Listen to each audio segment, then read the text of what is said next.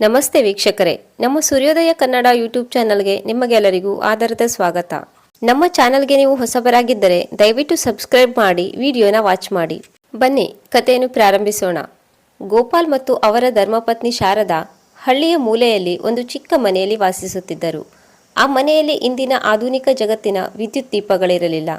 ಅಷ್ಟೇ ಏಕೆ, ತುರ್ತು ಪರಿಸ್ಥಿತಿಗೆಂದು ಬ್ಯಾಂಕಿನಲ್ಲಿ ₹1 ಉಳಿತಾಯದ ಹಣವೂ ಇರಲಿಲ್ಲ. ಆದರೆ ಆ 4 ಗೋಡೆಗಳ ಮಧ್ಯೆ ಜಗತ್ತಿನ ಅತ್ಯಂತ ಬೆಲೆ ಬಾಳುವ ಯಾವ ಶ್ರೀಮಂತನಿಗೂ ಸಿಗದ ಅಖಂಡ ಸಂಪತ್ತೊಂದು ತುಂಬಿ ತುಳುಕುತ್ತಿತ್ತು. ಅದುವೇ ಪ್ರೀತಿ. ಪ್ರತಿದಿನ ಮುಂಜಾನೆ ಸೂರ್ಯ ಮೂಡುವುದಕ್ಕೆ ಮುನ್ನವೇ ಶಾರದಾಳ ದಿನಚರಿ ಆರಂಭವಾಗುತ್ತಿತ್ತು. ಹಟ್ಟಿಯ ಹಸುಗಳ ಆರೈಕೆ, ಅಡುಗೆ ಮನೆಯಲ್ಲಿ ಒಲೆ ಊದಿ ರೊಟ್ಟಿ ಬೇಯಿಸುವುದು, ಮನೆ ಮಂದಿಯ ಯೋಗಕ್ಷೇಮ ನೋಡುವುದರಲ್ಲೇ ಅವಳಿಗೆ ಪರಮಾನಂದ. ಇತ್ತ ಗೋಪಾಲ್ ಸಂಸಾರದ ನೊಗ ಹೊತ್ತ ಕಾಯಕ ಯೋಗಿ. ದಿನವಿಡೀ ಸುಡುವ ಬಿಸಿಲಿನಲ್ಲಿ ಬೆನ್ನು ಮುರಿಯುವಂತೆ ಕಲ್ಲು ಮಣ್ಣುಗಳನ್ನು ಹೊತ್ತು ಬೇರೆಯವರ ಮನೆಗೆ ಗೋಡೆ ಕಟ್ಟುವ ಕೂಲಿ ಕೆಲಸ ಮಾಡುತ್ತಿದ್ದರು. ಸಂಜೆ ಮನೆಗೆ ಬರುವಾಗ ಕೈಯಲ್ಲೊಂದು ರೊಟ್ಟಿ ತುಂಡು ತರಲು ಅವರು ಪಡುತ್ತಿದ್ದ ಪಾಡು ಅಷ್ಟಿಷ್ಟಲ್ಲ. ಜೀವನ ಹಾವಿನ ದಾರಿಯಂತೆ ಕಠಿಣವಾಗಿತ್ತು. ಕೈಯಲ್ಲಿ ಕಾಸಿರಲಿಲ್ಲ. ಆದರೂ ಅವರಿಬ್ಬರ ಮನಸ್ಸುಗಳು ಪ್ರೀತಿಯಿಂದ ಬೆಸೆದುಕೊಂಡಿದ್ದರಿಂದ ತಮಗೆ ಬಡತನವಿದೆ ಎಂಬ ಭಾವನೆ ಅವರಲ್ಲಿ ಎಂದೂ ಸುಳಿಯಲಿಲ್ಲ. ಅವರ ಈ ಪುಟ್ಟ ಸಂಸಾರಕ್ಕೆ ಬೆಳಕಾಗಿ 3 ಮಕ್ಕಳಿದ್ದರು. ಮನೋಹರ್, ಮಾಧುರಿ ಮತ್ತು ಲಕ್ಷ್ಮಣ್. ಈ 3 ಮಕ್ಕಳೇ ಗೋಪಾಲ್ ಮತ್ತು ಶಾರದಾ ದಂಪತಿಗಳ ಇಡೀ ಜಗತ್ತಾಗಿದ್ದರು. ಹಳ್ಳಿಯ ಬಡತನದಲ್ಲಿ ಮಕ್ಕಳನ್ನು ಸಾಕುವುದು ಸುಲಭದ ಮಾತಾಗಿರಲಿಲ್ಲ.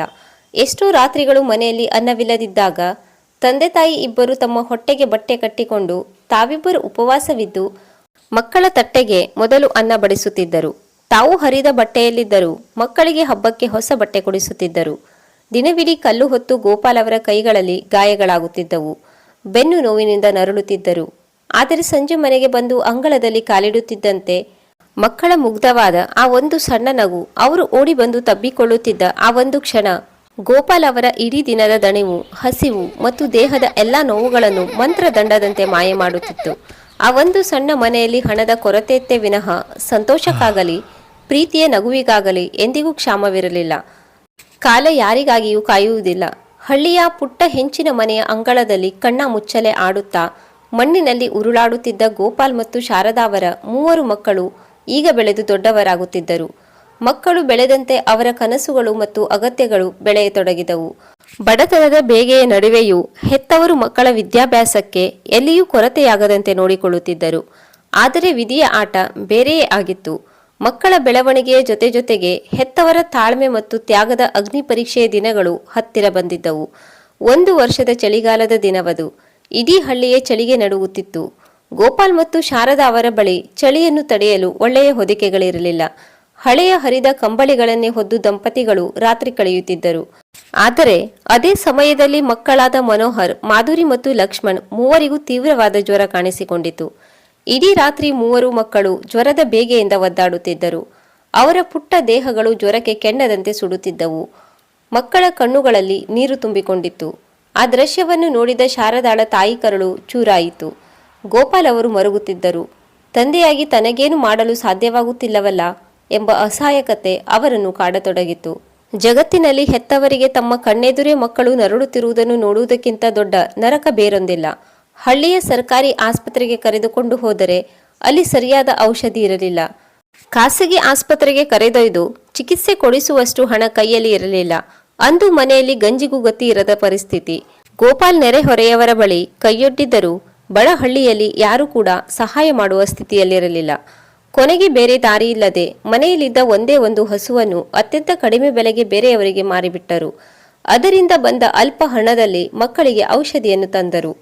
ಮಕ್ಕಳು ಔಷಧಿ ಕುಡಿದು ಜ್ವರ ಇಳಿದು ಮುಗುಳ್ನಕ್ಕಾಗಷ್ಟೇ ಆ ಹೆತ್ತವರ ಜೀವಕ್ಕೆ ಜೀವ ಬಂದಂತಾಯಿತು. ಅಂದು ಇಡೀ ರಾತ್ರಿ ಗೋಪಾಲ್ ಮತ್ತು ಶಾರದಾ ನೆಲದ ಮೇಲೆಯೇ ಮಲಗಿದ್ದರು. ತಮಗೆ ಚಳಿಯಾಗುತ್ತಿದ್ದರೂ ಮಕ್ಕಳ ಮುಖದಲ್ಲಿ ನೆಮ್ಮದಿ ಇರುವುದನ್ನು ನೋಡಿ ಅವರು ತಣ್ಣಗಿನ ನೆಲದ ಮೇಲೆಯೇ ಸುಖವಾಗಿ ನಿದ್ರಿಸಿದರು. ಮಕ್ಕಳ ನಗುವಿಗಾಗಿ ತಮ್ಮ ಸರ್ವಸ್ವವನ್ನೇ ಕಳೆದುಕೊಳ್ಳಲು ಅವರು ಸದಾ ಸಿದ್ಧರಿದ್ದರು. ವರ್ಷಗಳು ಉರುಳಿದವು. ಹಿರಿಯ ಮಗ ಮನೋಹರ್ ಓದಿನಲ್ಲಿ ತುಂಬಾ ಜಾಣನಾಗಿದ್ದ. ಶಾಲೆಯಲ್ಲೇ ಪ್ರಥಮ ಸ್ಥಾನದಲ್ಲಿ ಉತ್ತೀರ್ಣನಾಗಿದ್ದ. ಅವನಿಗೆ ನಗರದ ದೊಡ್ಡ ಕಾಲೇಜೊಂದರಲ್ಲಿ ಉನ್ನತ ಶಿಕ್ಷಣ ಪಡೆಯಬೇಕೆಂಬ ಹಂಬಲವಿತ್ತು. ಅವನಿಗೆ ದೊಡ್ಡ ಇಂಜಿನಿಯರ್ ಆಗಬೇಕೆಂಬ ಸುಂದರವಾದ ಕನಸಿತ್ತು. ಆದರೆ ಆ ಕನಸು ಬರೀ ಇಚ್ಛಾಶಕ್ತಿಯಿಂದ ಮಾತ್ರ ನನಸಾಗುವಂತಿರಲಿಲ್ಲ. ಅದಕ್ಕೆ ದೊಡ್ಡ ಮೊತ್ತದ ಹಣದ ಅಗತ್ಯವಿತ್ತು. ಮನೋಹರ್ ಕಾಲೇಜಿನ ಪ್ರವೇಶ ಪತ್ರವನ್ನು ಹಿಡಿದು ತಂದೆಯ ಬಳಿ ಬಂದು ನಿಂತಾಗ ಗೋಪಾಲ್ ಅವರ ಕೈಯಲ್ಲಿದ್ದುದು ಕೇವಲ ಶೂನ್ಯ. ಕಾಲೇಜಿನ ಫೀಸ್ ಕಟ್ಟಲು ಅವರ ಬಳಿ ಹಣವಿರಲಿಲ್ಲ. ಕಾಲೇಜಿನ ಆಡಳಿತದ ಮಂಡಳಿಯವರು ಹಣವಿಲ್ಲದೆ ಸೀಟು ಕೊಡಲು ಸ್ಪಷ್ಟವಾಗಿ ನಿರಾಕರಿಸಿದರು. ಮನೋಹರ್ ನಿರಾಶೆಯಿಂದ ಕಣ್ಣೀರು ಹಾಕುತ್ತಾ ಮನೆಯ ಮೂಲೆಯಲ್ಲಿ ಕುಳಿತಿದ್ದ. ತನ್ನ ಮಗನ ಕಣ್ಣೀರು ಗೋಪಾಲ್ ಅವರ ಎದೆಯನ್ನು ಸೀಳುತ್ತಿತ್ತು. ಹಗಲಿರುಳು ದುಡಿದರೂ ಮಗನ ಓದಿಗೆ ಹಣ ಹೊಂದಿಸಲಾಗದ ತನ್ನ ಬಡತನವನ್ನು ಶಪಿಸಿಕೊಳ್ಳುತ್ತಾ ಗೋಪಾಲ್ ಅಸಹಾಯಕರಾಗಿ ತಲೆ ಹಿಡಿದು ಕುಳಿತರು. ಅದನ್ನು ಗಮನಿಸಿದ ಶಾರದಾ ಮೌನವಾಗಿ ಕೋಣೆಗೆ ಹೋದಳು. ಅವಳ ಬಳಿ ಇದ್ದುದು ಒಂದೇ ಒಂದು ಒಡವೆ. ಅದು ಅವಳ ಮದುವೆಯ ದಿನ ಗೋಪಾಲ್ ಅವಳ ಕೊರಳಿಗೆ ಕಟ್ಟಿದ್ದ ಸಣ್ಣ ಬಂಗಾರದ ಮಾಂಗಲ್ಯ ಸರ. ಭಾರತೀಯ ನಾರಿಗೆ ಮಾಂಗಲ್ಯ ಸರವೆಂದರೆ ಕೇವಲ ಒಡವೆಯಲ್ಲ, ಅದು ಅವಳ ಸೌಭಾಗ್ಯದ ಸಂಕೇತ, ಅವಳ ಪ್ರಾಣಕ್ಕಿಂತ ಹೆಚ್ಚು. ಅದನ್ನು ಕಳಚುವುದು ತಾಯಿಗೆ ಸುಲಭದ ಮಾತಾಗಿರಲಿಲ್ಲ. ಆದರೆ ಮಗನ ಕಣ್ಣೀರು ಮತ್ತು ಅವನ ಭವಿಷ್ಯದ ಮುಂದೆ ಅವಳಿಗೆ ಆ ಚಿನ್ನದ ಒಡವೆ ದೊಡ್ಡದಾಗಿ ಕಾಣಿಸಲಿಲ್ಲ. ಅವಳು ತನ್ನ ಕೊರಳಿನಿಂದ ಮಾಂಗಲ್ಯ ಸರವನ್ನ ಕಳಚಿದಳು. ಅವಳ ಕಣ್ಣುಗಳಲ್ಲಿ ಕಣ್ಣೀರಿರಲಿಲ್ಲ, ಬದಲಿಗೆ ಒಂದು ದೃಢವಾದ ತಾಯ್ತನದ ನಗು ಇತ್ತು. ಅವಳು ಗೋಪಾಲ್ ಅವರ ಬಳಿ ಬಂದು ಆ ಚಿನ್ನದ ಸರವನ್ನು ಅವರ ಕೈಗಿಟ್ಟಳು. ಗೋಪಾಲ್ ದಿಗ್ಭ್ರಮೆಗೊಂಡು, ಶಾರದಾ, ಇದೇನು ಮಾಡುತ್ತಿರುವೆ? ಇದು ನಿನ್ನ ಮಾಂಗಲ್ಯ ಸರ, ಇದನ್ನು ಹೇಗೆ ಮಾರುವುದು ಎಂದರು. ಅದಕ್ಕೆ ಶಾರದಾ ಮೃದುವಾಗಿ ನಗುತ್ತಾ, ರೀ, ನಮ್ಮ ಮಕ್ಕಳೇ ನಮ್ಮ ಪಾಲಿನ ನಿಜವಾದ ಬಂಗಾರ. ಈ ಜೀವಂತ ಬಂಗಾರಗಳ ಭವಿಷ್ಯ ಕಮರಿ ಹೋಗುತ್ತಿರುವಾಗ ಕೊರಳಿನಲ್ಲಿರುವ ಈ ಜಡ ವಸ್ತು ನನಗ್ಯಾಕೆ ಬೇಕು? ನಮ್ಮ ಮಕ್ಕಳು ಉನ್ನತ ಸ್ಥಾನಕ್ಕೇರಿದರೆ ಅದೇ ನನಗೆ 100 ಮಾಂಗಲ್ಯ ಸರ ತಂದಂತೆ. ತಡ ಮಾಡಬೇಡಿ, ಇದನ್ನು ತಗೊಂಡು ಹೋಗಿ ಮಾರಿ. ಮನೋಹರ್ ಫೀಸ್ ಕಟ್ಟಿ ಬನ್ನಿ ಎಂದಳು. ಆಕೆಯ ಈ ಮಾತುಗಳನ್ನು ಕೇಳಿ ಗೋಪಾಲ್ ಅವರ ಕಣ್ಣುಗಳಿಂದ ಕಣ್ಣೀರು ಹರಿಯಿತು. ಆಕೆಯ ತ್ಯಾಗದ ಮುಂದೆ ಜಗತ್ತಿನ ಎಲ್ಲ ಶ್ರೀಮಂತಿಕೆಯು ತಲೆಬಾಗಬೇಕಿತ್ತು. ಗೋಪಾಲ್ ಆ ಒಡವೆಗಳನ್ನು ಮಾರಿ ಮಗನ ಕಾಲೇಜ್ ಫೀಸ್ ಪಾವತಿಸಿದರು. ಮನೋಹರ್ ನಗರದ ಕಾಲೇಜಿಗೆ ಹೆಜ್ಜೆ ಇಟ್ಟಾಗ ಆ ಪೋಷಕರ ಎದೆ ಹೆಮ್ಮೆಯಿಂದ ಉಬ್ಬಿತು. ಇದೇ ರೀತಿ ಮಗಳು ಮಾಧುರಿ ಮತ್ತು ಕಿರಿಯ ಮಗ ಲಕ್ಷ್ಮಣ್ ಇಬ್ಬರ ವಿದ್ಯಾಭ್ಯಾಸದ ಸಮಯ ಬಂದಾಗಲೂ ಗೋಪಾಲ್ ಮತ್ತು ಶಾರದಾ ಇಬ್ಬರು ತಮಗಿದ್ದ ಅಲ್ಪ ಸ್ವಲ್ಪ ಕೃಷಿ ಭೂಮಿಯನ್ನು ಅಡಮಾನವಿಟ್ಟರು. ಶಾರದಾಳ ಬಳಿ ಇದ್ದ ಸಣ್ಣ ಪುಟ್ಟ ಬೆಳ್ಳಿಯ ಪಾತ್ರೆಗಳು, ಗೋಪಾಲ್ ಅವರ ತಂದೆ ನೆನಪಿಗಾಗಿ ಕೊಟ್ಟಿದ್ದ ಹಳೆಯ ಕೈಗಡಿಯಾರ, ಹೀಗೆ ಮನೆಯಲ್ಲಿದ್ದ ಪ್ರತಿಯೊಂದು ವಸ್ತುವು ಮಕ್ಕಳ ಶಿಕ್ಷಣಕ್ಕಾಗಿ ಒಂದೊಂದಾಗಿ ಮಾರಾಟವಾದವು. ಶಾರದಾ ದಿನಕ್ಕೆ 1 ಹೊತ್ತು ಮಾತ್ರ ಊಟ ಮಾಡಿ ಹಣ ಉಳಿಸುತ್ತಿದ್ದಳು.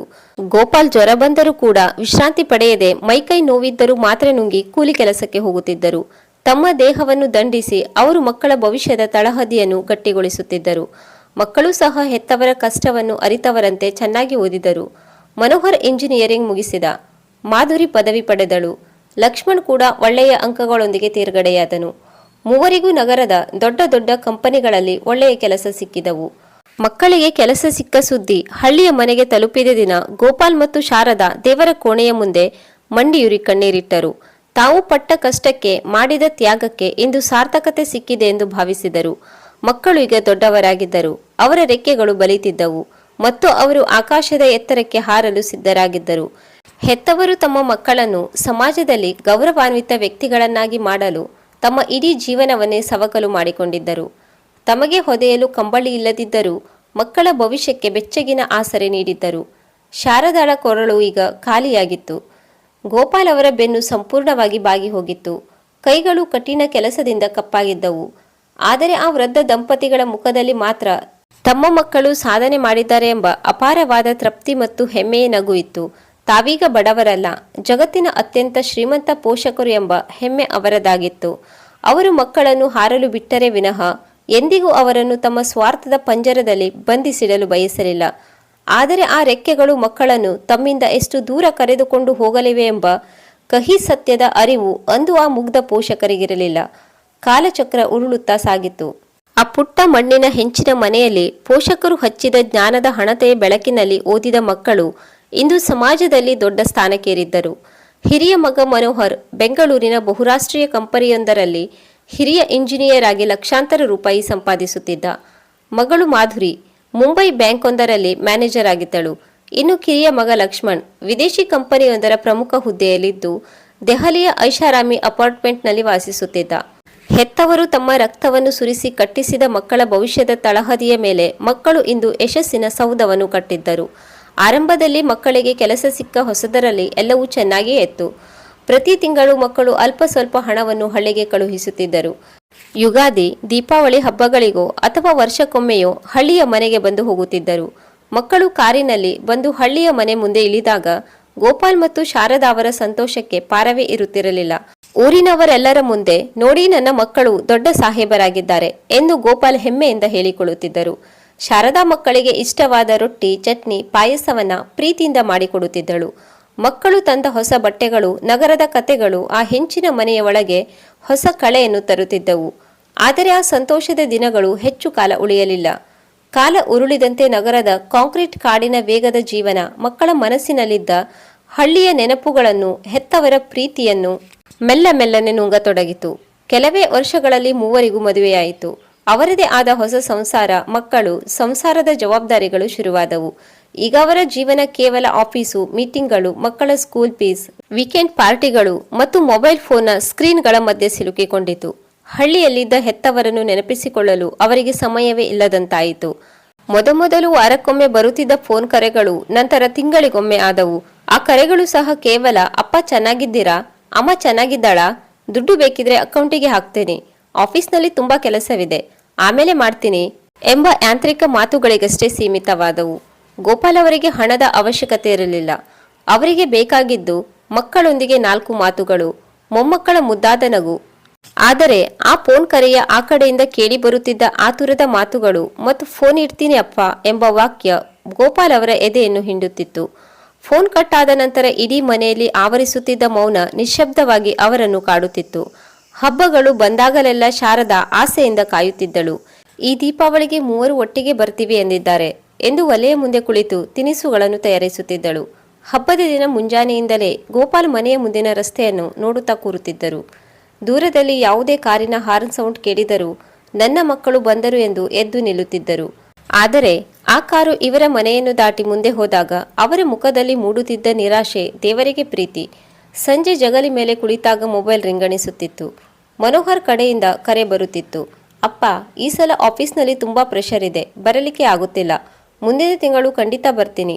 ಮಾಧುರಿ ಕರೆ ಮಾಡಿ, ಮಕ್ಕಳಿಗೆ ಎಕ್ಸಾಮ್ ಇದೆ ಅಪ್ಪ, ಈ ಸಲ ಹಬ್ಬಕ್ಕೆ ಬರಲು ಸಾಧ್ಯವಿಲ್ಲ ಎನ್ನುತ್ತಿದ್ದಳು. ಲಕ್ಷ್ಮಣ್ ವಿದೇಶ ಪ್ರವಾಸದಲ್ಲಿದ್ದ ಕಾರಣ ಫೋನೇ ಸಿಗುತ್ತಿರಲಿಲ್ಲ. ಮಕ್ಕಳಿಗಾಗಿ ಮಾಡಿದ ಅಡುಗೆ ಹಾಗೆ ಉಳಿಯುತ್ತಿತ್ತು. ಶಾರದಾ ದೇವರ ಕೋಣೆಯ ಮೂಲೆಯಲ್ಲಿ ಕುಳಿತು ಕಣ್ಣೀರು ಹಾಕುತ್ತಿದ್ದಳು. ಗೋಪಾಲ್ ಅವಳ ಬಳಿ ಬಂದು ಅವಳ ಹೆಗಲ ಮೇಲೆ ಕೈಯಿಟ್ಟು, ಬಾ ಶಾರದಾ, ಊಟ ಮಾಡೋಣ, ಮಕ್ಕಳು ದೊಡ್ಡ ಕೆಲಸದಲ್ಲಿದ್ದಾರೆ, ನಮಗಾಗಿ ಅವರು ಕೆಲಸ ಬಿಟ್ಟು ಬರಲು ಸಾಧ್ಯವೇ? ಅವರಿಗೆ ಎಷ್ಟು ಜವಾಬ್ದಾರಿಗಳಿರುತ್ತವೆ, ನಾವು ಅರ್ಥ ಮಾಡಿಕೊಳ್ಳಬೇಕಲ್ಲವೇ ಎಂದು ಹೆಂಡತಿಗೆ ಸಮಾಧಾನ ಮಾಡುತ್ತಿದ್ದರು. ಆದರೆ ಆ ವೃದ್ಧ ತಂದೆಯ ಮನಸ್ಸಿನ ಒಳಗೂ ಅಷ್ಟೇ ನೋವಿತ್ತು. ಆ ರಸ್ತೆ ಎಂದಿಗೂ ಖಾಲಿಯಾಗಿಯೇ ಇರುತ್ತಿತ್ತು. ಕೇವಲ ಒಣಗಿದ ಎಲೆಗಳನ್ನು ಹಾರಿಸಿಕೊಂಡು ಬರುವ ಗಾಳಿ ಮತ್ತು ಹಕ್ಕಿಗಳ ಧ್ವನಿ ಮಾತ್ರ ಅಲ್ಲಿರುತ್ತಿತ್ತು. ವಯಸ್ಸು 70ರ ಗಡಿ ದಾಟುತ್ತಿದ್ದಂತೆ ಗೋಪಾಲ್ ಅವರ ದೇಹ ಸಂಪೂರ್ಣವಾಗಿ ಜರ್ಜರಿತವಾಗಿತ್ತು. ಕಲ್ಲು ಹೊತ್ತ ಬೆನ್ನು ಈಗ ತೀವ್ರವಾಗಿ ನೋಯುತ್ತಿತ್ತು. ಶಾರದಾಳಿಗೆ ಕಣ್ಣುಗಳು ಮಂಜಾಗುತ್ತಿದ್ದವು. ಒಲೆ ಊದುವಾಗ ಉಸಿರಾಟದ ತೊಂದರೆ ಕಾಣಿಸಿಕೊಳ್ಳುತ್ತಿತ್ತು. ಆದರೂ ಅವಳು ಮಕ್ಕಳ ಹಳೆಯ ಬಟ್ಟೆಗಳು, ಅವರು ಬಾಲ್ಯದಲ್ಲಿ ಬರೆದ ಸ್ಕೂಲ್ ನೋಟ್ಬುಕ್ಗಳು, ಆಡಿದ ಸಣ್ಣ ಆಟಿಕೆಗಳನ್ನು ಒಂದು ಮರದ ಪೆಟ್ಟಿಗೆಯಲ್ಲಿ ಜೋಪಾನವಾಗಿ ಇಟ್ಟಿದ್ದಳು. ಪ್ರತಿ ರಾತ್ರಿ ಮಲಗುವ ಮುನ್ನ ಆ ಪೆಟ್ಟಿಗೆಯನ್ನು ತೆಗೆದು ಮಕ್ಕಳ ಫೋಟೋಗಳನ್ನು ಮುದ್ದಿಸುತ್ತಿದ್ದಳು. ಮಗ ಮನೋಹರ್ನಿಗೆ ಫೀಸ್ ಕಟ್ಟಲು ತಾನು ಮಾಂಗಲ್ಯ ಸರ ಮಾರಿದ ನೆನಪು, ಮಗಳು ಮಾಧುರಿ ತನ್ನ ತಲೆಗೂದಲನ್ನು ಹೆಣೆಯುತ್ತಾ ನಗುತ್ತಿದ್ದ ಆ ಕ್ಷಣಗಳು, ಕಿರಿಯ ಮಗ ಲಕ್ಷ್ಮಣ್ ಮರದ ನೆರಳಿನಲ್ಲಿ ಕುಳಿತು ಪುಸ್ತಕ ಓದುತ್ತಿದ್ದ ದೃಶ್ಯ, ಇವೆಲ್ಲವೂ ಅವಳ ಕಣ್ಣ ಮುಂದೆ ಕಣ್ಣಿಗೆ ಕಟ್ಟಿದಂತೆ ಸುಳಿದಾಡುತ್ತಿದ್ದವು. ಆ ನೆನಪುಗಳೇ ಆ ವೃದ್ಧ ದಂಪತಿಗಳಿಗೆ ಬದುಕಲು ಇದ್ದ ಏಕೈಕ ಆಧಾರವಾಗಿತ್ತು. ಒಂದು ದಿನ ಜೋರಾಗಿ ಮಳೆ ಸುರಿಯುತ್ತಿತ್ತು. ಮನೆಯ ಹೆಂಚುಗಳು ಹಳೆಯದಾಗಿದ್ದರಿಂದ ಒಳಗೆ ನೀರು ಸೋರುತ್ತಿತ್ತು. ಗೋಪಾಲ್ ಅವರಿಗೆ ವಯಸ್ಸಾಗಿತ್ತು. ಮೇಲೇರಿ ಹೆಂಚು ಸರಿಪಡಿಸಲು ಸಾಧ್ಯವಾಗುತ್ತಿರಲಿಲ್ಲ. ಶಾರದಾ ಪಾತ್ರೆಗಳನ್ನು ತಂದು ಸೋರುತ್ತಿದ್ದ ಜಾಗದಲ್ಲಿ ಇಡುತ್ತಿದ್ದಳು. ಇಬ್ಬರು ಚಳಿಯಲ್ಲಿ ನಡುಗುತ್ತಾ ಒಂದು ಮೂಲೆಯಲ್ಲಿ ಕುಳಿತಿದ್ದರು. ಆಗ ಗೋಪಾಲ್ ಮೌನವಾಗಿ ಶಾರದಾಳ ಕೈಯನ್ನು ತನ್ನ ಕೈಯೊಳಗೆ ತೆಗೆದುಕೊಂಡರು. ಅವರ ಕಣ್ಣುಗಳು ಮೌನವಾಗಿ ಮಾತನಾಡುತ್ತಿದ್ದವು. ಶಾರದಾ, ನೆನಪಿದೆಯೇ, ಅಂದು ಮಕ್ಕಳಿದ್ದಾಗ ಈ ಮನೆ ಎಷ್ಟು ಗಿಜುಗುಡುತ್ತಿತ್ತು. ಈಗ ಈ ದೊಡ್ಡ ಮನೆಯಲ್ಲಿ ಕೇವಲ ನಾವು ಇಬ್ಬರೇ ಉಳಿದಿದ್ದೇವೆ. ರೆಕ್ಕೆ ಬಲಿತ ಹಕ್ಕಿಗಳಂತೆ ನಮ್ಮ ಮಕ್ಕಳು ಕೂಡ ದೂರ ಹಾರಿ ಹೋದರು. ಹೀಗೆ ಹೇಳುತ್ತಾ ಗೋಪಾಲ್ ಅವರ ಧ್ವನಿ ಗದ್ಗದಿತವಾಗಿತ್ತು. ಆಗ ಶಾರದಾ ಕಣ್ಣೀರು ಒರೆಸಿಕೊಳ್ಳುತ್ತಾ, ರೀ, ಮಕ್ಕಳನ್ನ ದೂಷಿಸಬೇಡಿ, ಜಗತ್ತು ತುಂಬಾ ವೇಗವಾಗಿ ಓಡುತ್ತಿದೆ, ಅವರು ಬದುಕಬೇಕಲ್ಲವೇ? ನಾವಿಬ್ಬರು ಜೊತೆಗಿದ್ದೇವಲ್ಲ, ಅದೇ ಸಾಕು, ನಮ್ಮ ಪ್ರೀತಿ ಎಂದಿಗೂ ಕಡಿಮೆಯಾಗಿಲ್ಲ ಎಂದು ಪತಿಯನ್ನು ಸಮಾಧಾನಪಡಿಸಿದಳು. ತಾಯಿಯ ಹೃದಯ ಮೌನದಲ್ಲೂ ಮಕ್ಕಳನ್ನೇ ರಕ್ಷಿಸುತ್ತಿತ್ತು. ಅವರ ತಪ್ಪುಗಳನ್ನು ಕ್ಷಮಿಸುತ್ತಿತ್ತು. ಆದರೆ ಆ ಮನೆಯಲ್ಲಿ ಆವರಿಸಿದ್ದ ನಿಶ್ಶಬ್ದವು ಯಾವುದೇ ಕಾಯಿಲೆಗಿಂತಲೂ ಭೀಕರವಾಗಿತ್ತು. ಬಡತನದಲ್ಲಿದ್ದಾಗ ಒಟ್ಟಿಗೆ ಕುಳಿತು ತಿನ್ನುತ್ತಿದ್ದ ಗಂಜಿ ನೀಡುತ್ತಿದ್ದ ಸುಖ ಇಂದು ಮಕ್ಕಳು ಬ್ಯಾಂಕ್ ಅಕೌಂಟಿಗೆ ಹಾಕುವ ಸಾವಿರಾರು ರೂಪಾಯಿಗಳು ನೀಡುತ್ತಿರಲಿಲ್ಲ. ಹಳ್ಳಿಯ ಜನರೆಲ್ಲರೂ ನಗರಕ್ಕೆ ವಲಸೆ ಹೋಗುತ್ತಿದ್ದರು. ಸುತ್ತಮುತ್ತಲಿನ ಮನೆಗಳು ಖಾಲಿಯಾಗುತ್ತಿದ್ದವು. ಆ ಸಣ್ಣ ಹಳ್ಳಿಯ ಕೊನೆಯಲ್ಲಿರುವ ಈ ಪುಟ್ಟ ಮನೆಯಲ್ಲಿ ಇಬ್ಬರು ವೃದ್ಧ ಜೀವಗಳು ದಿನವೂ ಕೇವಲ ಮಕ್ಕಳ ಹೆಜ್ಜೆಯ ಸಪ್ಪಳಕ್ಕಾಗಿ, ಅವರ ಪ್ರೀತಿಯ ಒಂದು ಕರೆಗಾಗಿ ಕಾದು ಕಂಗಾಲಾಗುತ್ತಿದ್ದವು. ಒಂದು ಕಾಲದಲ್ಲಿ ನಗುವಿನ ಅಲೆ ಎಬ್ಬಿಸುತ್ತಿದ್ದ ಆ ಮನೆಯ ಗೋಡೆಗಳು ಈಗ ಕೇವಲ ಗೋಪಾಲ್ ಅವರ ಕೆಮ್ಮಿನ ಶಬ್ದ ಮತ್ತು ಶಾರದಾಳ ದೀರ್ಘಾವಧಿಯ ನಿಟ್ಟುಸಿರಿಗೆ ಸಾಕ್ಷಿಯಾಗಿದ್ದವು. ಕಾಲದ ಕ್ರೂರ ಹಸ್ತ ವೃದ್ಧ ದಂಪತಿಗಳ ಮೇಲೆ ತನ್ನ ಪ್ರಭಾವವನ್ನು ಬೀರಲು ತಡ ಮಾಡಲಿಲ್ಲ. ಹಳ್ಳಿಯ ಹಳೆಯ ಹೆಂಚಿನ ಮನೆಯಲ್ಲಿ ಮೌನ ಎಷ್ಟು ಆಳವಾಗಿತ್ತೋ ಅಷ್ಟೇ ವೇಗವಾಗಿ ಆ ಇಬ್ಬರು ವೃದ್ಧ ಜೀವಗಳ ಆರೋಗ್ಯವು ಕ್ಷೀಣಿಸುತ್ತಾ ಬಂದಿತ್ತು.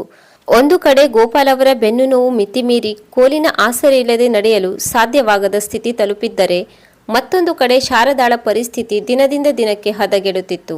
ಸದಾ ಒಲೆಯ ಮುಂದೆ ಕುಳಿತು ಹೊಗೆಯನ್ನು ಕುಡಿಯುತ್ತಿರುವ ಕಾರಣ ಅವಳ ಶ್ವಾಸಕೋಶಗಳಲ್ಲಿ ತೊಂದರೆ ಕಾಣಿಸಿತ್ತು. ಪ್ರತಿ ರಾತ್ರಿಯೂ ಅವಳ ಕೆಮ್ಮಿನ ಶಬ್ದ ಆ ಮನೆಯ ಕತ್ತಲನ್ನು ಸೀಳುತ್ತಿತ್ತು. ಅವಳ ಉಸಿರಾಟದ ವೇಗ ಕಡಿಮೆಯಾಗುತ್ತಿತ್ತು. ಕೈಕಾಲುಗಳು ಹಿಮದಂತೆ ತಣ್ಣಗಾಗುತ್ತಿದ್ದವು. ಅದೊಂದು ಕಡು ಚಳಿಯ ರಾತ್ರಿ. ಹಳ್ಳಿಯಲ್ಲಿ ಶೀತಗಾಳಿ ತೀವ್ರವಾಗಿ ಬೀಸುತ್ತಿತ್ತು. ಮನೆಯೊಳಗೆ ಚಳಿ ತಡೆಯಲು ಇದ್ದ ಒಂದೇ ಒಂದು ಹಳೆಯ ಹರಿದ ಕಂಬಳಿಯನ್ನು ಗೋಪಾಲ್ ಶಾರದಾಳಿಗೆ ಹೊದಿಸಿದರು. ಅವಳ ತಲೆಯನ್ನು ತಮ್ಮ ಮಡಿಲ ಮೇಲೆ ಇಟ್ಟುಕೊಂಡು ತಣ್ಣಗಾಗಿದ್ದ ಅವಳ ಕೈಗಳನ್ನು ತಮ್ಮ ಒರಟು ಹಸ್ತಗಳ ಮಧ್ಯೆ ಇಟ್ಟು ಉಜ್ಜುತ್ತಾ ಉಷ್ಣತೆ ನೀಡಲು ಪ್ರಯತ್ನಿಸುತ್ತಿದ್ದರು. ಆ ಕತ್ತಲಿನಲ್ಲಿ ಗೋಪಾಲ್ ಮಗ ಲಕ್ಷ್ಮಣನಿಗೆ ಫೋನ್ ಮಾಡಿದರು. ಫೋನ್ ರಿಂಗ್ ಆಯಿತು, ಆದರೆ ಕಟ್ ಆಯಿತು. ಮತ್ತೊಮ್ಮೆ ಮಾಡಿದರು.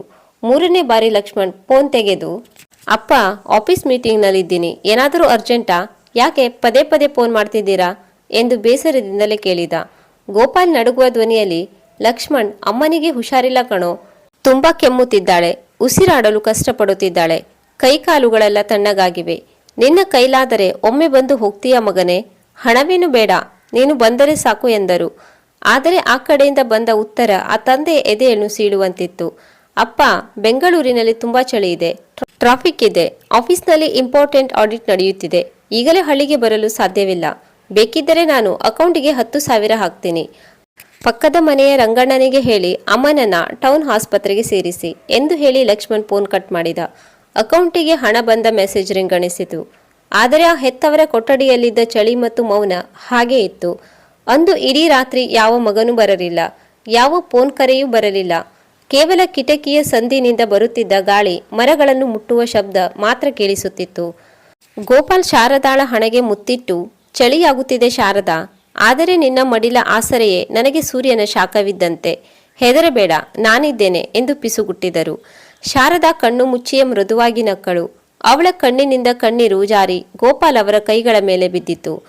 ಕೆಲ ದಿನಗಳ ನಂತರ ತಾಯಿಯ ಅನಾರೋಗ್ಯದ ಸುದ್ದಿ ತಿಳಿದು ಮೂವರು ಮಕ್ಕಳಾದ ಮನೋಹರ್, ಮಾಧುರಿ ಮತ್ತು ಲಕ್ಷ್ಮಣ್ ಒಟ್ಟಿಗೆ ಹಳ್ಳಿಯ ಮನೆಗೆ ಕಾರಿನಲ್ಲಿ ಬಂದಿಳಿದರು.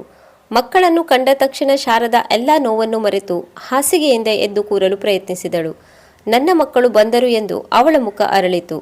ಆದರೆ ಮಕ್ಕಳು ಬಂದದ್ದು ಹೆತ್ತವರನ್ನ ಆರೈಕೆ ಮಾಡುವುದಕ್ಕಲ್ಲ, ಬದಲಿಗೆ ಒಂದು ಶಾಶ್ವತ ನಿರ್ಧಾರವನ್ನು ಪ್ರಕಟಿಸಲು ಎಂಬುದರ ಅರಿವು ಆ ಮುಗ್ಧ ಪೋಷಕರಿಗಿರಲಿಲ್ಲ. ಮನೆಯ ಜಗಲಿಯ ಮೇಲೆ ಮೂವರು ಮಕ್ಕಳು ಕುಳಿತರು. ಹಿರಿಯ ಮಗ ಮನೋಹರ್ ಗಂಭೀರವಾಗಿ ಮಾತು ಆರಂಭಿಸಿದ. ಅಪ್ಪ, ಅಮ್ಮ, ನಿಮ್ಮಿಬ್ಬರಿಗೂ ವಯಸ್ಸಾಗಿದೆ. ಈ ಹಳ್ಳಿಯ ಮನೆಯಲ್ಲಿ ನೀವಿಬ್ಬರೇ ಇರೋದು ಸೇಫ್ ಅಲ್ಲ. ನಮಗೆಲ್ಲ ನಗರದಲ್ಲಿ ಕೆಲಸದ ಒತ್ತಡ, ಮಕ್ಕಳ ಸ್ಕೂಲ್, ಸಂಸಾರದ ಜವಾಬ್ದಾರಿಗಳಿವೆ. ನಿಮ್ಮನ್ನು ನಮ್ಮ ಜೊತೆ ಬೆಂಗಳೂರಿಗೋ ಅಥವಾ ದೆಹಲಿಗೋ ಕರೆದುಕೊಂಡು ಹೋದರೆ ಅಲ್ಲಿ ನಮಗೆ ನಿಮ್ಮನ್ನು ನೋಡಿಕೊಳ್ಳಲು ಸಮಯವಿರುವುದಿಲ್ಲ. ನೀವಲ್ಲಿ ಒಂಟಿಯಾಗಿ ಒದ್ದಾಡಬೇಕಾಗುತ್ತದೆ. ಅದಕ್ಕೆ ನಾವೆಲ್ಲ ಸೇರಿ ಒಂದು ಒಳ್ಳೆಯ ನಿರ್ಧಾರ ತೆಗೆದುಕೊಂಡಿದ್ದೇವೆ. ಮಗಳು ಮಾಧುರಿ ಮುಂದುವರಿಸಿದಳು. ಹೌದು ಅಪ್ಪ, ನಗರದ ಹತ್ತಿರವೇ ಒಂದು ಹೈಟೆಕ್ ಕೇರ್ ಹೋಮ್ ಇದೆ. ಅಲ್ಲಿ ತುಂಬಾ ಸ್ವಚ್ಛತೆ ಇದೆ. 24 ಗಂಟೆಯೂ ಡಾಕ್ಟರ್ಸ್ ಇರುತ್ತಾರೆ, ನರ್ಸ್ಗಳು ಇರುತ್ತಾರೆ. ನಿಮಗೆ ಸಮಯಕ್ಕೆ ಸರಿಯಾಗಿ ಬಿಸಿ ಊಟ, ಔಷಧಿ ಎಲ್ಲ ಸಿಗುತ್ತದೆ. ತುಂಬಾ ಪ್ರೊಫೆಷನಲ್ ಆದ ಜಾಗ ಅದು. ಅದಕ್ಕೆ ತಗಲುವ ತಿಂಗಳ ಖರ್ಚನ್ನ ನಾವು ಮೂವರು ಹಂಚಿಕೊಳ್ಳುತ್ತೇವೆ. ನಿಮ್ಮ ಹಳ್ಳಿಯ ಮನೆಯನ್ನು ಸದ್ಯಕ್ಕೆ ಬೀಗ ಹಾಕಿ ಇಡೋಣ. ನೀವು ಅಲ್ಲಿ ನೆಮ್ಮದಿಯಾಗಿರಬಹುದು ಎಂದಳು. ಮಕ್ಕಳ ಈ ಮಾತುಗಳನ್ನು ಕೇಳಿದಾಗ ಗೋಪಾಲ್ ಅವರಿಗೆ ಇಡೀ ಭೂಮಿಯೇ ಒಂದು ಕ್ಷಣ ಗಿರಗಿರನೆ ತಿರುಗಿದಂತಾಯಿತು. ಯಾವ ಮಕ್ಕಳ ಭವಿಷ್ಯಕ್ಕಾಗಿ ತಾನು ಹಗಲಿರುಳು ಕಲ್ಲು ಹೊತ್ತು ಬೆನ್ನು ಮುರಿದುಕೊಂಡಿದ್ದೆನೋ, ಯಾವ ಮಕ್ಕಳ ಓದಿಗಾಗಿ ಶಾರದಾ ತನ್ನ ಸೌಭಾಗ್ಯದ ಮಾಂಗಲ್ಯ ಸರವನ್ನು ಕಳಚಿಟ್ಟಿದ್ದಳು, ಇಂದು ಅದೇ ಮಕ್ಕಳಿಗೆ ತಮ್ಮ ಹೆತ್ತವರನ್ನ ಇಟ್ಟುಕೊಳ್ಳಲು ತಮ್ಮ ಐಷಾರಾಮಿ ಮನೆಗಳಲ್ಲಿ ಕೆಲವು ಅಡಿಗಳಷ್ಟು ಜಾಗವಿಲ್ಲದಂತಾಗಿತ್ತು. ಸುರಕ್ಷತೆ, ಉತ್ತಮ ಆರೈಕೆ, ಪ್ರೊಫೆಷನಲ್ ಹೆಲ್ಪ್ ಎಂಬ ಆಧುನಿಕ ಆಕರ್ಷಕ ಶಬ್ದಗಳ ಹಿಂದೆ ಅಡಗಿದ್ದ ಕಹಿ ಸತ್ಯ ಗೋಪಾಲ್ ಅವರಿಗೆ ಸ್ಪಷ್ಟವಾಗಿ ಅರ್ಥವಾಯಿತು. ಮಕ್ಕಳ ಜೀವನದಲ್ಲಿ ಹೆತ್ತವರಿಗೀಗ ಯಾವುದೇ ಸ್ಥಾನವಿರಲಿಲ್ಲ. ಅವರು ಕೇವಲ ಒಂದು ಹೊರೆಯಾಗಿದ್ದರು. ಗೋಡೆಯಲ್ಲಿ ನೇತಾಡುತ್ತಿದ್ದ ದೇವರ ಫೋಟೋಗಳು, ತಾನು ಕಟ್ಟಿದ ಹೆಂಚಿನ ಮಾಡು, ಮಕ್ಕಳು ಬಾಲ್ಯದಲ್ಲಿ ಓಡಾಡಿದ ಅಂಗಳ ಎಲ್ಲವೂ ಗೋಪಾಲ್ ಅವರ ಕಣ್ಣೆದುರು ಬಂದು ಹೋದವು. ಅವರು ಶಾರದಾಳ ಮುಖ ನೋಡಿದರು. ಶಾರದಾಳ ಕಣ್ಣುಗಳು ತುಂಬಿ ಬಂದಿದ್ದವು. ಆದರೆ ಅವಳು ಮೌನವಾಗಿದ್ದಳು. ಅವಳು ತನ್ನ ಮಕ್ಕಳನ್ನು ಚೆನ್ನಾಗಿ ಬಲ್ಲವಳಾಗಿದ್ದಳು. ತಾನು ಹಠ ಹಿಡಿದರೆ ಮಕ್ಕಳಿಗೆ ಸಮಾಜದಲ್ಲಿ ಅಪಕೀರ್ತಿ ಬರಬಹುದು, ಅವರ ಸಂಸಾರದಲ್ಲಿ ಅಶಾಂತಿ ಉಂಟಾಗಬಹುದು ಎಂಬ ತಾಯ್ತನದ ಯೋಚನೆ ಅವಳದಾಗಿತ್ತು. ಅವಳು ಗೋಪಾಲ್ ಅವರ ಕೈಯನ್ನು ಮೃದುವಾಗಿ ಒತ್ತಿ ಒಪ್ಪಿಕೊಳ್ಳಿ ಎಂಬಂತೆ ಕಣ್ಣು ಸನ್ನೆ ಮಾಡಿದಳು. ಗೋಪಾಲ್ ದೀರ್ಘವಾದ ನಿಟ್ಟುಸಿರು ಬಿಟ್ಟು ಗಂಟಲು ಒಣಗಿದ್ದರೂ ಧ್ವನಿಯನ್ನು ಗಟ್ಟಿಯಾಗಿಸಿಕೊಂಡು ಹೇಳಿದರು, ಸರಿ ಮಗನೇ, ನೀವು ಹೇಳಿದಂತೆಯೇ ಆಗಲಿ. ನಿಮ್ಮ ನಿರ್ಧಾರಕ್ಕೆ ನಮ್ಮ ಅಭ್ಯಂತರವೇನೂ ಇಲ್ಲ. ನಿಮ್ಮ ಬ್ಯುಸಿ ಜೀವನಕ್ಕೆ ನಮ್ಮಿಂದ ತೊಂದರೆಯಾಗುವುದು ನಮಗೂ ಇಷ್ಟವಿಲ್ಲ. ಹೆತ್ತವರು ಒಪ್ಪಿಕೊಂಡ ತಕ್ಷಣ ಮಕ್ಕಳ ಮುಖದಲ್ಲಿ ಒಂದು ರೀತಿಯ ನಿರಾಳತೆ ಮೂಡಿತು. ತಮ್ಮ ಜವಾಬ್ದಾರಿಯಿಂದ ಮುಕ್ತಿ ಸಿಕ್ಕಿತ್ತು ಎಂಬ ಸಮಾಧಾನ ಅವರಲ್ಲಿ ಎದ್ದು ಕಾಣುತ್ತಿತ್ತು. ಮರುದಿನವೇ ಗೋಪಾಲ್ ಮತ್ತು ಶಾರದಾ ಒಂದೆರಡು ಹಳೆಯ ಬಟ್ಟೆಗಳ ಚೀಲ ಮತ್ತು ಮಕ್ಕಳ ಹಳೆಯ ನೆನಪುಗಳಿದ್ದ ಆ ಸಣ್ಣ ಮರದ ಪೆಟ್ಟಿಗೆಯನ್ನು ತೆಗೆದುಕೊಂಡು ಆ ಮನೆಯ ಹೊಸ್ತಿಲನ್ನು ದಾಟಿದರು. ಶಾರದಾ ಮನೆಯ ಮುಖ್ಯದ್ವಾರಕ್ಕೆ ನಮಸ್ಕರಿಸಿ ಕಣ್ಣೀರು ಒರೆಸಿಕೊಳ್ಳುತ್ತಾ ಕಾರು ಹತ್ತಿದಳು. ಕಾರು ಹಳ್ಳಿಯ ರಸ್ತೆಯನ್ನು ದಾಟಿ ನಗರದ ಕಡೆಗೆ ಸಾಗುತ್ತಿದ್ದಾಗ ಹೆತ್ತವರ ಕಣ್ಣುಗಳು ಕೊನೆಯ ಬಾರಿಗೆ ತಮ್ಮ ಮುಗ್ಧ ಹಳ್ಳಿಯ ಹಸಿರನ್ನು ಕಣ್ಣ ತುಂಬ ತುಂಬಿಸಿಕೊಳ್ಳುತ್ತಿದ್ದವು. ನಗರದ ಹೊರವಲಯದಲ್ಲಿದ್ದ ಆ ವೃದ್ಧಾಶ್ರಮ ದೊಡ್ಡದಾಗಿತ್ತು, ಸ್ವಚ್ಛವಾಗಿತ್ತು, ಆದರೆ ಅಷ್ಟೇ ತಣ್ಣಗಿತ್ತು. ಅಲ್ಲಿನ ಸುದೀರ್ಘವಾದ ಕಾರಿಡಾರ್ನ ಕೊನೆಯಲ್ಲಿದ್ದ ಒಂದು ಸಣ್ಣ ಕೋಣೆಯನ್ನು ಇಬ್ಬರಿಗೂ ನೀಡಲಾಗಿತ್ತು. ಅಲ್ಲಿ 2 ಪ್ರತ್ಯೇಕ ಮಂಚಗಳು, ಒಂದು ಸಣ್ಣ ಮೇಜಿತ್ತು. ಮಕ್ಕಳು ವೃದ್ಧಾಶ್ರಮದ ಮ್ಯಾನೇಜರ್ ಬಳಿ ಹಣ ಪಾವತಿಸಿ, ಅಪ್ಪ ಅಮ್ಮ, ನಾವಿನ್ನು ಬರ್ತೀವಿ, ಆಫೀಸಿಗೆ ತಡವಾಗ್ತಿದೆ, ಮುಂದಿನ ತಿಂಗಳು ಬಂದು ನೋಡ್ತೀವಿ ಎಂದು ಹೇಳಿ ಆತುರಾತುರವಾಗಿ ಕಾರು ಹತ್ತಿ ಹೊರಟು ಹೋದರು. ಕಾರು ಕಣ್ಣ ಮರೆಯಾಗುವವರೆಗೂ ಗೋಪಾಲ್ ಮತ್ತು ಶಾರದಾ ಗೇಟಿನ ಬಳಿಯೇ ನಿಂತಿದ್ದರು. ಆ ವೃದ್ಧಾಶ್ರಮದಲ್ಲಿ ದಿನಗಳು ಯಾಂತ್ರಿಕವಾಗಿ ಉರುಳತೊಡಗಿದವು. ಅಲ್ಲಿನ ನರ್ಸ್ಗಳು ಸಮಯಕ್ಕೆ ಸರಿಯಾಗಿ ಮಾತ್ರೆ ಕೊಡುತ್ತಿದ್ದರು. ಅಡುಗೆಯವರು ತಣ್ಣಗಿನ ರೊಟ್ಟಿ ಊಟ ತಂದಿಡುತ್ತಿದ್ದರು. ಆದರೆ ಅಲ್ಲಿ ಪ್ರೀತಿಯ ಹಾರ್ದಿಕತೆ ಇರಲಿಲ್ಲ. ಪ್ರತಿದಿನ ಮುಂಜಾನೆ 5 ಗಂಟೆಗೆ ಎದ್ದು ತನ್ನ ಹಳೆಯ ಹರಿದ ಶರ್ಟ್ ಧರಿಸಿ ತಲೆ ಬಾಚಿಕೊಂಡು ಗೋಪಾಲ್ ಕೋಣೆಯ ಬಾಗಿಲ ಬಳಿ ಇರುವ ಕುರ್ಚಿಯ ಮೇಲೆ ಬಂದು ಕುಳಿತುಕೊಳ್ಳುತ್ತಿದ್ದರು. ಗೇಟಿನ ಕಡೆಗೆ ಬರುವ ಪ್ರತಿಯೊಂದು ವಾಹನವನ್ನು ಆಸೆಯಿಂದ ನೋಡುತ್ತಿದ್ದರು. ಅಲ್ಲಿ ಕೆಲಸ ಮಾಡುತ್ತಿದ್ದ ಕಾವೇರಿ ಎಂಬ ನರ್ಸ್ ಇದನ್ನು ಗಮನಿಸಿ, ಯಾಕೆ ಗೋಪಾಲಣ್ಣ, ಪ್ರತಿದಿನ ಬೆಳ್ಳಂಬೆಳಗ್ಗೆ ಬಂದು ಇಲ್ಲಿ ಕೂರ್ತಿರ್ತೀರಾ? ನಿಮ್ಮ ಮಕ್ಕಳು ತಿಂಗಳಿಗೊಮ್ಮೆ ಬರೋದಿಲ್ಲ, ಇನ್ನು ಯಾಕೆ ಕಾಯ್ತೀರಾ ಎಂದು ಮರುಕದಿಂದ ಕೇಳುತ್ತಿದ್ದಳು. ಅದಕ್ಕೆ ಗೋಪಾಲ್ ಮುಗುಳ್ನಗುತ್ತಾ, ಅಮ್ಮ, ತಾಯಿ ಕರುಳು ಮತ್ತು ತಂದೆಯ ಭರವಸೆ ಎಂದಿಗೂ ಸಾಯುವುದಿಲ್ಲ. ಮಕ್ಕಳು ಕೆಲಸದ ಒತ್ತಡದಲ್ಲಿದ್ದಾರೆ. ಇವತ್ತಲ್ಲದಿದ್ದರೆ ನಾಳೆ ನನ್ನ ಮನೋಹರ್, ಮಾಧುರಿ ಮತ್ತು ಲಕ್ಷ್ಮಣ್ ಬಂದೇ ಬರ್ತಾರೆ ಅನ್ನೋ ನಂಬಿಕೆ ನನ್ನದು. ಕಾಯುವುದರಲ್ಲೇ ಪ್ರೀತಿಯ ಅಸ್ತಿತ್ವ ಇರೋದು ಎನ್ನುತ್ತಿದ್ದರು. ಅವರ ಮಾತುಗಳಲ್ಲಿನ ಆಳವಾದ ನಂಬಿಕೆಯನ್ನು ನೋಡಿ ನರ್ಸ್ ಮೌನವಾಗಿ ಹೊರಟು ಹೋಗುತ್ತಿದ್ದಳು. ಇತ್ತ ಕೋಣೆಯ ಒಳಗಿನ ಮಂಚದ ಮೇಲೆ ಮಲಗಿರುತ್ತಿದ್ದ ಶಾರದಾ ದಿನದಿಂದ ದಿನಕ್ಕೆ ಸೊರಗುತ್ತಿದ್ದಳು. ಅವಳಿಗೆ ನಡೆಯಲು ಶಕ್ತಿ ಇರಲಿಲ್ಲ. ಆದರೆ ಅವಳು ಮಲಗಿದ್ದ ಜಾಗದಲ್ಲೇ ತಲೆದಿಂಬಿನ ಕೆಳಗೆ ಆ ಸಣ್ಣ ಪೆಟ್ಟಿಗೆಯನ್ನು ಇಟ್ಟುಕೊಂಡಿದ್ದಳು. ಅದರಲ್ಲಿ ಮಕ್ಕಳ ಬಾಲ್ಯದ ಫೋಟೋಗಳಿದ್ದವು. ಆ ಫೋಟೋಗಳ ಮೇಲಿದ್ದ ಮಕ್ಕಳ ಮುಖವನ್ನು ತನ್ನ ನಡುಗುವ ಬೆರಳುಗಳಿಂದ ಸವರುತ್ತಾ ಕಣ್ಣೀರು ಹಾಕುತ್ತಾ ಅವರ ಹೆಸರುಗಳನ್ನು ಪಿಸುಗುಟ್ಟುತ್ತಿದ್ದಳು. ಗೋಪಾಲ್ ಅವಳ ಪಕ್ಕದಲ್ಲಿ ಬಂದು ಕುಳಿತು ಅವಳ ತಣ್ಣನೆಯ ಹಸ್ತವನ್ನು ತನ್ನ ಕೈಯಲ್ಲಿ ಹಿಡಿದುಕೊಂಡು, ನಾನಿದ್ದೇನೆ ಶಾರದಾ, ನೀನು ಉಸಿರಾಡುವವರೆಗೂ, ಈ ಜೀವ ಇರುವವರೆಗೂ ನಾನು ನಿನ್ನನ್ನು ಬಿಟ್ಟು ಎಲ್ಲಿಗೂ ಹೋಗೋದಿಲ್ಲ ಎನ್ನುತ್ತಿದ್ದರು. ವೃದ್ಧಾಶ್ರಮದ ಆ ಸಣ್ಣ ಕೋಣೆಯಲ್ಲಿ ಕಾಲದ ನಡೆಗೆ ತುಂಬಾ ನಿಧಾನವಾಗಿತ್ತು. ಹೊರಗೆ ಋತುಗಳು ಬದಲಾಗುತ್ತಿದ್ದವು. ಮಳೆ ಬಂದು ಹೋಗುತ್ತಿತ್ತು. ಬೇಸಿಗೆ ಬಿಸಿಲು ಸುಡುತ್ತಿತ್ತು. ಚಳಿಗಾಲದ ಮೌನ ಆವರಿಸುತ್ತಿತ್ತು. ಆದರೆ ಆ ಕೋಣೆಯ ಒಳಗಿದ್ದ ಗೋಪಾಲ್ ಮತ್ತು ಶಾರದಾ ಅವರ ಬದುಕಿನಲ್ಲಿ ಮಾತ್ರ ಯಾವುದೇ ಬದಲಾವಣೆ ಇರಲಿಲ್ಲ. ಆದರೆ ಪ್ರಕೃತಿಯ ನೇಮದಂತೆ ಆ ಇಬ್ಬರು ವೃದ್ಧ ಜೀವಗಳ ಭೌತಿಕ ಶಕ್ತಿ ಈಗ ಸಂಪೂರ್ಣವಾಗಿ ಅಂತಿಮ ಹಂತಕ್ಕೆ ತಲುಪಿತ್ತು. ಶಾರದಾಳ ಆರೋಗ್ಯ ಈಗ ಸಂಪೂರ್ಣವಾಗಿ ಕೈಕೊಟ್ಟಿತ್ತು. ಡಾಕ್ಟರ್ ಬಂದು ಪರೀಕ್ಷಿಸಿ, ಇವರ ಶ್ವಾಸಕೋಶಗಳು ತುಂಬಾ ದುರ್ಬಲವಾಗಿವೆ, ಇನ್ನು ಕೆಲವು ದಿನಗಳಷ್ಟೇ ಇವರ ಆಯಸ್ಸು, ಮಕ್ಕಳಿದ್ದರೆ ಬರಹೇಳಿ ಎಂದು ಗೋಪಾಲ್ ಅವರ ಹೆಗಲ ಮೇಲೆ ಕೈಯಿಟ್ಟು ಮೃದುವಾಗಿ ಹೇಳಿ ಹೊರಟು ಹೋದರು. ಡಾಕ್ಟರ್ ಮಾತುಗಳನ್ನು ಕೇಳಿದಾಗ ಗೋಪಾಲ್ ಅವರ ಎದೆ ಒಮ್ಮೆಲೆ ನಡುಗಿತು. ಆದರೆ ಅವರು ತಮ್ಮ ಕಣ್ಣೀರನ್ನು ಒಳಗೆಯೇ ನುಂಗಿಕೊಂಡರು. ಶಾರದಾಳ ಮುಂದೆ ತಾವು ಧೃತಿಗೆಟ್ಟರೆ ಅವಳು ಸಹಿಸಿಕೊಳ್ಳಲಾರಳು ಎಂದು ಅವರಿಗೆ ತಿಳಿದಿತ್ತು. ಅವರು ನಡುಗುವ ಕೈಗಳಿಂದ ಮೊಬೈಲ್ ತೆಗೆದುಕೊಂಡು 3 ಮಕ್ಕಳಿಗೆ ಕರೆ ಮಾಡಲು ಪ್ರಯತ್ನಿಸಿದರು. ಮೊದಲು ಹಿರಿಯ ಮಗ ಮನೋಹರ್ನಿಗೆ ಕರೆ ಮಾಡಿದರು. ಅದು ಬ್ಯುಸಿ ಎಂದು ಬಂತು. ನಂತರ ಮಗಳು ಮಾಧುರಿಗೆ ಮಾಡಿದರು. ಅವಳು ಫೋನ್ ತೆಗೆದು, ಅಪ್ಪ ಮಗನಿಗೆ ಮ್ಯೂಸಿಕ್ ಕ್ಲಾಸ್ ಇದೆ, ಆಮೇಲೆ ಮಾಡ್ತೀನಿ ಎಂದು ತಕ್ಷಣವೇ ಕಟ್ ಮಾಡಿದಳು.